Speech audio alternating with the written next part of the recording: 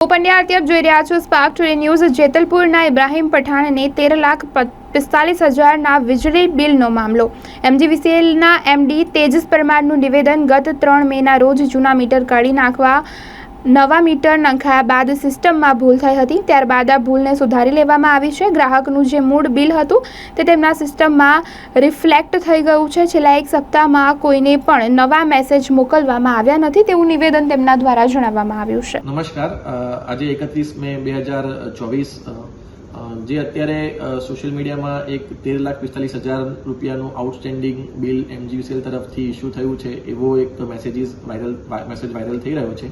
એ બાબતે હકીકતે જણાવવાનું કે આ 3 મે જ્યારે મીટર રિપ્લેસ થયું હતું ત્યારે જે જૂના મીટરના રીડિંગ છે એના આધારે જે કેલ્ક્યુલેશન સિસ્ટમમાં થયું હતું, જે એન્ટ્રી અમારા રીડરે પાડી હતી એના આધારે બિલ કેલ્ક્યુલેટ થયું હતું। જૂના મીટરની વાત છે, કોઈ નવા મીટરની એમાં વાત નથી। અને એને જ્યારે પણ સિસ્ટમમાં આ ખબર પડી ત્યારે એને રેક્ટિફાઈ કરીને ઓલરેડી સુધારેલી જે વિગત છે એ એની એપ્લિકેશનમાં અત્યારે ઓલરેડી શો કરવામાં આવે છે। એટલે આજે મેસેજ ફરી રહ્યો છે એ જૂની તારીખનો છે। બીજું, છેલ્લા 1 વીકથી કોઈ નવા મેસેજીસ આ પ્રકારના આઉટસ્ટેન્ડિંગ અમાઉન્ટના અત્યારે મોકલવામાં આવતા નથી, એ ઓલરેડી સદંતર બંધ કરી દેવામાં આવ્યા છે। એટલે જે જૂના મેસેજીસ છે એને જ વારંવાર ફોરવર્ડ કરીને જૂની વિગતો અત્યારે દેખાડવામાં આવી રહી છે। અને સ્માર્ટ મીટર સાથે કોઈ કનેક્શન નથી।